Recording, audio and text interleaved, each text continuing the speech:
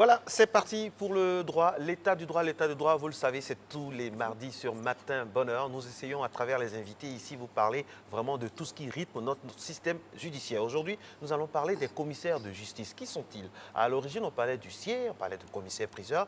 Maintenant, on a décidé, au niveau de l'organisation, de faire en sorte qu'on parle d'un seul mot, d'une seule nomination, du moins une seule dénomination, les commissaires de justice. C'est la raison pour laquelle nous recevons avec beaucoup de plaisir Maître Assa Kokora Paul Valéry, Alex l'a dit, mais la répétition est pédagogique à Matin Bonheur. Il est secrétaire de la commission paritaire de la Chambre nationale des commissaires de justice de Côte d'Ivoire. Première question, pourquoi une commission paritaire? Tout n'est pas encore prêt? Tout est prêt, tout est en marche, disons, pour être fin prêt d'ici quelques mois. Commission paritaire parce que il faut préparer une transition, une période transitoire qui a été prévue par les textes, qui prévoit que pendant une année, la fusion va se faire parce que, comme vous l'avez dit tantôt, c'est une fusion entre deux professions anciennes d'huissiers de justice et de commissaires-priseurs. Et bien sûr, les anciens, les ex-commissaires-priseurs, ne connaissant pas encore les pratiques des huissiers, il faut les former à ces pratiques. Et vice-versa, les anciens huissiers de justice, il faut les former aux pratiques des commissaires-priseurs. Donc, une commission paritaire a été instituée par décret et qui prévoit, pendant cette période transitoire d'une année, que ces formations puissent se faire et également qu'il y ait de la sensibilisation et de la vulgarisation auprès des populations. Parce que c'est quelque chose qui est nouveau et qu'il faut apprendre, il faut inculquer aux populations, aux justiciables et même aux praticiens. Voilà. Justement, vous avez parlé d'un équilibrage à faire entre les deux anciennes professions. Oui. Quelle est l'origine de cette nouvelle profession? Alors, l'origine, elle remonte à des siècles, depuis l'Antiquité. Le passé récent est celui que ces deux professions-là sont issues de la profession d'huissier de justice et de commissaire-priseur. Mais à l'origine, il faut savoir que ces deux professions de commissaire-priseur et d'huissier de justice appartenaient à une même famille. Voilà, une même et seule famille, depuis l'Antiquité, sous un régime d'organisation sociale qu'on appelait la Pax Romana. On remonte à l'époque romaine. Et à cette époque-là, la Pax Romana est venue pour essayer de réguler la vie en société. Avant la Pax Romana, c'était œil pour œil, dent pour dent, la loi du talion, comme on lui disait. Quelqu'un a fait quelque chose à un autre, s'il est plus costaud, c'est sa loi qui va l'emporter. Les Romains sont venus instituer un ordre de vie sociale où la justice désormais n'est plus rendue par une personne, mais rendue par une autorité instituée à cet effet. Donc c'est sous le règne de cette Pax Romana qu'un groupe d'acteurs qu'on appelait des auxiliaires, qui s'appelait à cette époque sous le nom latin de officiales. Ces officiales étaient repartis en deux grandes catégories. Les apparitores d'une part, ils devaient réunir le peuple dans un lieu pour entendre dire la justice. Et lorsque la justice est dite, il fallait des personnes pour veiller à l'exécution. Imaginez par exemple qu'on se réunit, on dit que dame a raison sur sieur, sur monsieur, mais qu'arrivé à la maison, le sieur, lui, il dit que comme il a plus de biceps, il fait prévaloir son droit de physique sur la pauvre dame. Il fallait donc des personnes, des officiers habilités pour que même dans les faubourgs, l'autorité de la justice qui a été dite soit exécutée. On les appelait donc les exécutores. Voici les ancêtres des huissiers et des commissaires-priseurs. Et ces officiales-là ont évolué dans le temps pour avoir plusieurs appellations. Et parmi de nombreuses appellations telles bedeau, semonceur ou sergent, l'histoire a retenu l'appellation commune de huissier. Huissier, étymologiquement, qui provient de hui, hui qui veut dire porte. À l'époque, la justice était rendue dans un palais. Donc les grandes portes du palais qu'on appelait les huis, c'est ces palais-là qui accueillaient la justice. Et donc ceux qui les ouvraient, les portiers donc, étaient des huissiers.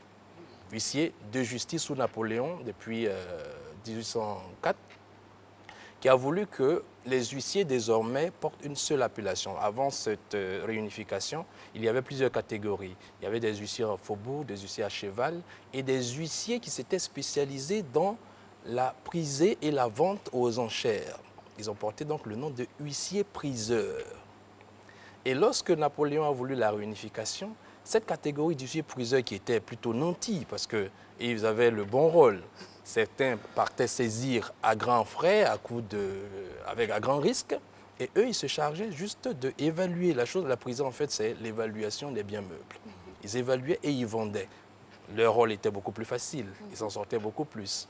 Donc, lorsqu'on a décidé la réunification, ils ont voulu se démarquer.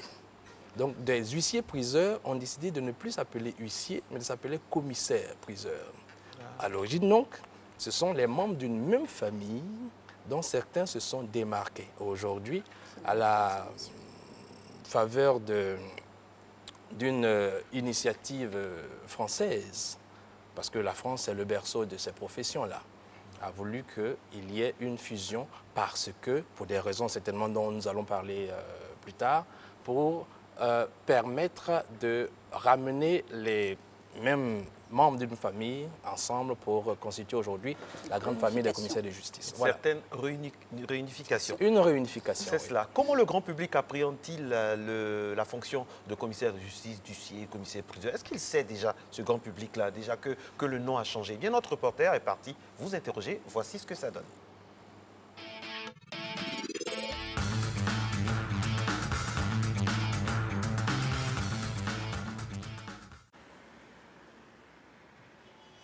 Pour la plupart du commun des personnes des motels, on les associe plus à des affaires de magouille et autres, tout ça. Tout est question de la thématique, sinon c'est le fond de l'action et l'activité qui demeure. Sinon, commissaire comme huissier, c'est la même chose.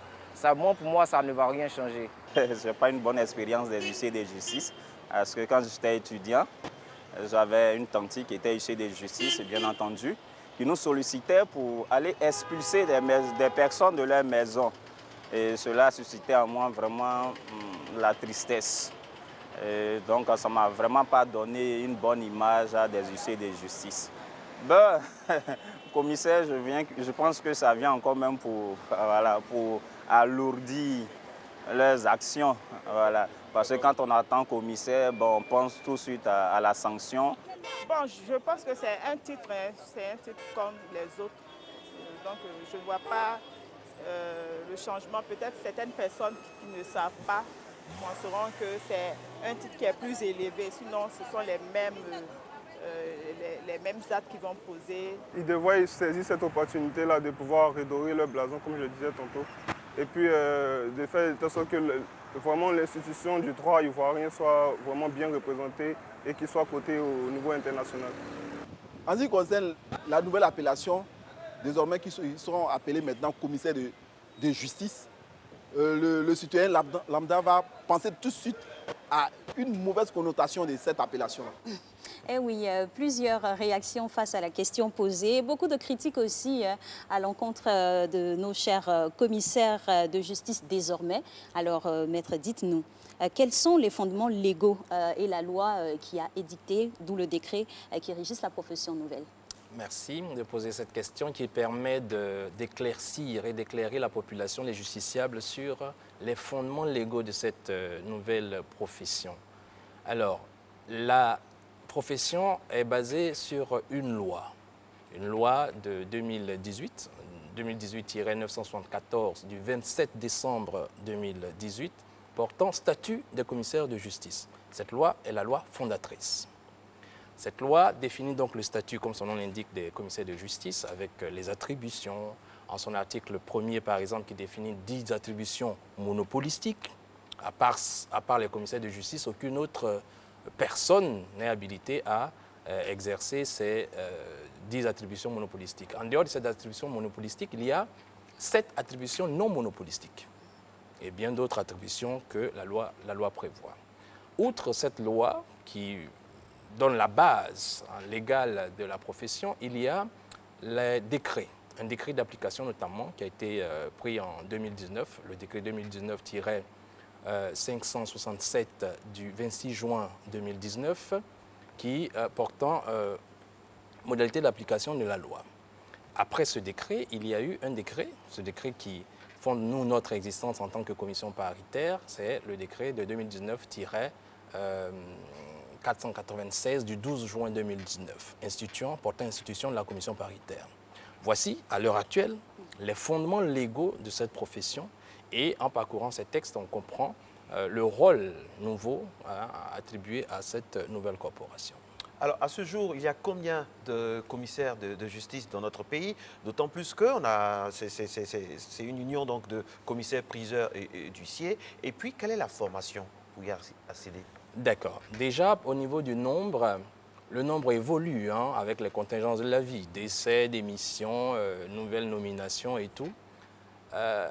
Vu que c'est la fusion des ex-huissiers de justice et des ex-commissaires-priseurs, permettez que je donne le nombre de ces ex-là. Il y a 392 ex-huissiers de justice inscrits et 25 ex-commissaires-priseurs. Vous voyez, donc, voilà, j'ai voulu insister sur le nom pour qu'on voit un peu les proportions qui sont en jeu. Au total, donc, on se retrouve avec 415 praticiens inscrits à ce jour et qui se préparent à entrer pleinement, à exercer pleinement les nouvelles attributions de commissaire de justice. Vous dites 415, 392 plus 25, voilà. Ça fait 415? On va voir. Ça fait pas 415, hein? Ça fait combien? En plein calcul. Ça fait 417. 417. Il y a eu 2 nouveaux. Ah oui, d'accord. Voilà, on est précis sur le chiffre qui est actualisé. Tout à fait. Et voilà, on est et là, je tiens à préciser que au niveau des chiffres, du jour au lendemain, il y a une évolution. Donc, on va retenir un chiffre moyen de 415. Parce que déjà, on nous annonce quelques maladies, on espère, on prie pour eux pour que tout se passe bien. Alors, on va rentrer maintenant de plein fouet dans la fonction et savoir le rôle et les attributions du commissaire de justice. Voilà. Au niveau du rôle, comme je l'indiquais tantôt, c'est prévu par le premier article de la loi portant statut des commissaires de justice. Et les 10 attributions, on va en citer 4 attributions principales. D'accord, que tout le public connaît un peu mieux. C'est que, d'une part, le commissaire de justice est chargé de la signification et de la notification de tous les actes. Voilà, il en a le monopole. Quand on veut faire une assignation, quelqu'un veut s'adresser à la justice, c'est le commissaire de justice qui rédige une assignation et sert cette assignation-là. Donc, c'est ce qu'on appelle la signification ou la notification. Il y a également l'exécution des décisions de justice au titre en forme exécutoire. C'est-à-dire que lorsque la justice a rendu une décision, il faut une autorité habilitée, elle est la seule d'ailleurs, à pouvoir mettre à exécution cette décision. C'est le commissaire de justice. Également, une autre attribution monopolistique, non des moindres, peut-être pas très connue des populations, c'est le service des audiences. Vous savez que lorsqu'il y a une audience, les audiences sont publiques. Qui dit public dit possibilité de trouble. Alors il faut une autorité chargée de faire régner l'ordre au cours des audiences et de pouvoir appeler les affaires. Quand on arrive dans un tribunal, par exemple, ce n'est pas à monsieur le juge, président du tribunal, de venir crier le nom de, on dit par exemple, affaire Marcelin contre X. Ça ne se fait pas. C'est un huissier de justice qui est chargé de faire ce service d'audience-là. Et enfin, vu qu'il s'agit d'une fusion désormais, les commissaires de justice ont le monopole de la prisée, donc l'évaluation des biens meubles, les tasses, les chaises et les tables, et la vente aux enchères publiques volontaires ou forcées. Voilà, voici un peu donc, pour ne pas être trop long, voici un peu le chapelet des attributions monopolistiques des commissaires de justice en Côte d'Ivoire. OK. Cela est dit. Nous allons poursuivre. Quels sont vos rapports avec les commissaires de justice? Est-ce que vous avez eu déjà affaire à un huissier, à un commissaire-priseur? Comment ça s'est passé? Emmanuel Bonzo, notre reporter, vous a interrogé. À un certain moment, j'habitais dans une maison. J'ai payé la maison régulièrement, compte tenu d'une situation que j'avais. Et ils ont fait venir un huissier de justice me disant d'être expulsé de la maison. Et je leur ai demandé de me donner un temps pour qu'ils puissent me trouver une autre maison. Et ils m'ont traduit à la justice et la justice a demandé également à ce que moi je sois extradé de la maison. Après, c'est moi-même qui suis allé plaider auprès du propriétaire de la maison, auprès des huissiers de justice pour lui dire que moi je veux partir, mais néanmoins donnez-moi au moins une semaine pour que je sorte de la maison. Et c'est ce qui a été fait. Et la semaine qui a suivi, j'étais obligé de déménager de la maison. Pour ce que moi je sais de la justice, avant d'expulser quelqu'un de la maison, il faudrait au moins lui donner un temps, peut-être qu'il va au moins de 3 mois. Mais pour moi, ça n'a pas été le cas. Ils ont voulu qu'automatiquement, je quitte la maison. Étant quelqu'un qui n'aime pas les discussions, et j'ai décidé comme ça de prendre une semaine rien que pour aménager et arranger la maison et puis sortir de la maison automatiquement. Et ce qui m'a empêché même d'enlever certaines choses de la maison, l'installation d'eau que j'ai fait de mon propre argent, tout ça je leur ai donné cadeau et aujourd'hui je me trouve quelque part ailleurs. Donc ils ne m'ont pas donné un document qui atteste que je dois faire au moins 1 mois ou bien 2 semaines. C'est moi-même qui, par ma propre volonté, aller vers le huissier pour dire que j'ai besoin qu'une seule semaine seulement pour sortir de la maison. Et cela a été fait. Et pendant les 1 semaine, par la grâce de Dieu, j'ai eu les moyens et je suis sorti de la maison pour aller ailleurs. Sans pitié. Alors, maître, on a des sourires, on est un peu crispé face à ce témoignage-là. Quel est votre commentaire? Ben, un commentaire tout simple. Hein. Il y a du vrai, il y a aussi des choses des équivoques à lever au niveau de l'exercice de notre profession. Une profession qui est très difficile, hein, parce que nous sommes en contact direct avec la population. Il faut faire preuve d'une certaine fermeté parce que nous représentons quand même l'autorité de l'État. Nous sommes mandataires du chef de l'État dans l'exécution des décisions, délégataires d'une parcelle de puissance publique. Il faut donc que l'adage qui dit dura lex sed lex. La loi, elle est dure, mais c'est la loi. Nous devons incarner cette fermeté de la loi. Mais nous avons affaire quand même à une matière humaine, des hommes qui ont certainement des difficultés qui les amènent, soit dans le cas de celui qui vient de prendre la parole, celui qui vient de le voir, qui des difficultés financières font que peut-être il n'arrive pas à payer son loyer. Alors, lorsque quand même nous sommes munis d'une décision de justice, il faut y aller avec une certaine manière. C'est ce que nous avons appelé l'éthique et la déontologie. Fermeté, certes, mais il faut faire comprendre d'abord au justiciable le droit qui s'applique à lui. Très souvent, beaucoup ignorent. Tout à l'heure, le monsieur disait que de ce qu'il en sait de la loi, lorsque on doit expulser quelqu'un, on lui accorde un délai. Il n'a pas tout à fait tort, mais il n'a pas tout à fait raison. Parce qu'en fait, les modalités pour faire partir quelqu'un d'une habitation dépendent de la régularité de son contrat. Lorsqu'il exécute son contrat correctement et qu'il paye correctement son loyer, il n'y a presque pas de moyen de le faire partir, à part le fait que le propriétaire lui-même souhaite habiter la maison, parce que c'est sa maison. La loi lui donne le droit d'intégrer la maison une occupation personnelle ou une occupation un membre de sa famille. Dans ce cas, il donne ce qu'on appelle un congé de 3 mois pour un locataire qui respecte le paiement du loyer. Mais pour quelqu'un qui déjà au niveau du loyer fait défaut, il est déchu de ce droit-là au maintien dans les lieux, donc par une procédure, et il faut savoir qu'on ne peut pas expulser quelqu'un que par une décision de justice. Il n'y a qu'une décision de justice qui permette d'expulser quelqu'un. Et cette décision-là, lorsqu'elle est obtenue, elle est d'abord signifiée à la personne que la décision concerne, et on peut lui accorder un délai, 48, 72 heures selon le cas, pour favoriser l'exécution volontaire de cette décision.